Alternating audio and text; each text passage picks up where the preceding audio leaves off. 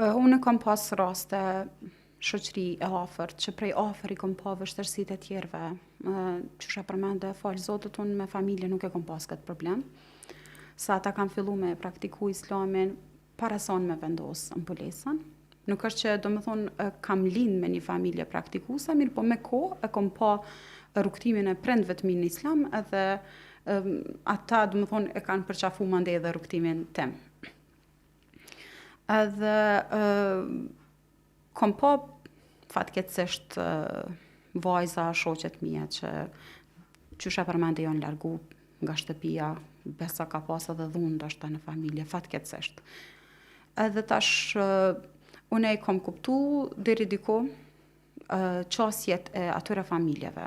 Për faktin që në atë kohë ka pas shumë paragjykime për islamin edhe për mbulesën për shkak të rrethonave ose gjërave që të tjerët kanë bërë në emër të islamit, dhe që kjo ka qenë pastaj figure e islamit në sytë atyre njerëzve.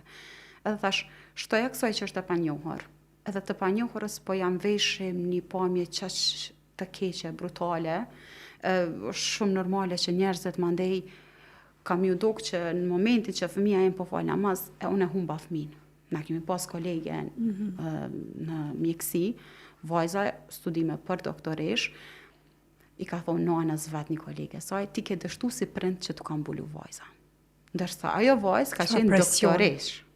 Do me thonë, çfarë dështimi mund me qenë një vajzë që ka qenë një super studente, me do me thonë një karakter shumë të mirë, se s'po du me përmend këto veç atë aspektin akademik, po edhe si njëri ka qenë njëri shumë I mirë, me gjithat mira që theme, po ka gjithë më u vesh kështu, më u duk kështu me besu këto.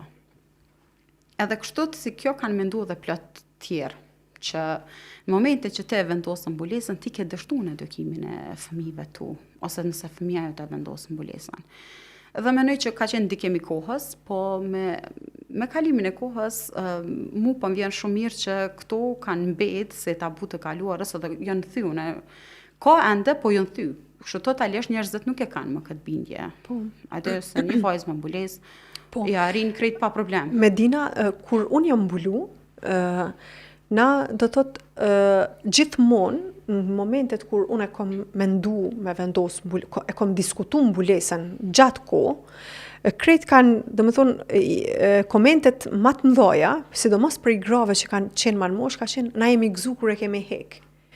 Edhe do me thonë, gjithmonë e kanë pa mbulesën si diçka traumatike, pse nashta për X arsye e kanë vendos.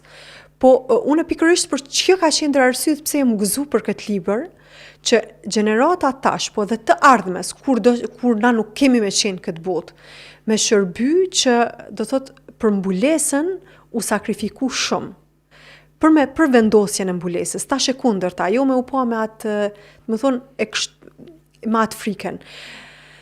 Okej, po du me diskutu për aspektin profesional.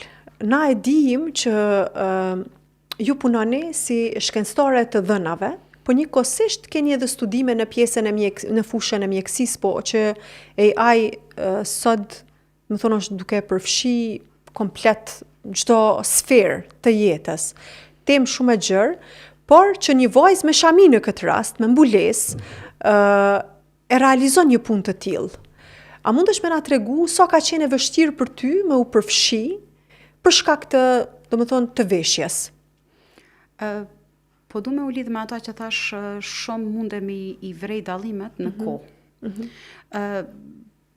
Po të mbes pak bërsh, po du me cej këtë pikë. Se shumë shpesh e diskutojmë në për debate, në për intervista që vështirësi që I kanë pas vajzat për shkak të mbulesës. Edhe unë mendoj që plot herë ne hasim vështirësi se dilema kur të e shohim se një piktur ma të përfshine, ma gjithë përfshirëse, shohim që qëndron në ato se ti me vendos.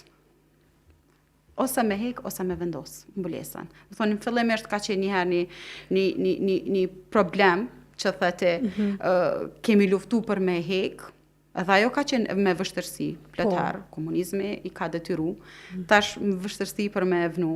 Do më thonë, gjithmonë është një tendenca njerëzve me dhunë, me detyru, me bo, diçka që ata mendojnë që është më e mirë për ty. Edhe një pikë tjetër që ka shumë rëndësi te kjo është kur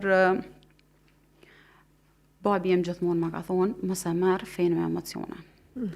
Edhe menoj që pak në disa raste kemi pas faj edhe na, tash mos mi metën hak edhe njerëzve që kanë qenë shumë të egrë në kuptimin e qyshe kanë trajtu mbulesën, po thom ka shku në dhune, largim nga shtëpia, po ka qenë për faktin që ne kemi pas pak mungesë të dijes në islam, edhe kemi marrë me emocione aq shumë, sa kemi pas asi qasje që vetëm kjo dhe ajo dhe vetëm bardh ose vetëm zi nuk ka ndryshe.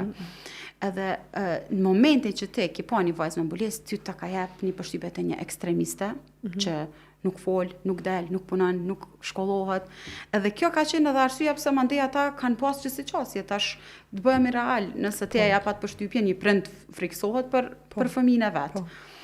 Po them, me kohë kanë ndru këto gjëra. Tash unë nëse e krahasoj përshtypjet që i kam pas kur kam qenë në shkollë të mesme, kam qenë kryetare e shkollës. Po.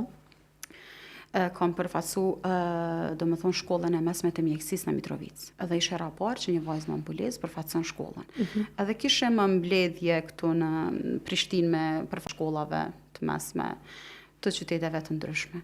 Edhe në shikim të parë të gjithë u drejtuan ka unë, thu se unë jam duke përfaqësu medresen. Edhe ti me medresa, po thash unë shkollën e mjekësisë jam të përfaqësu.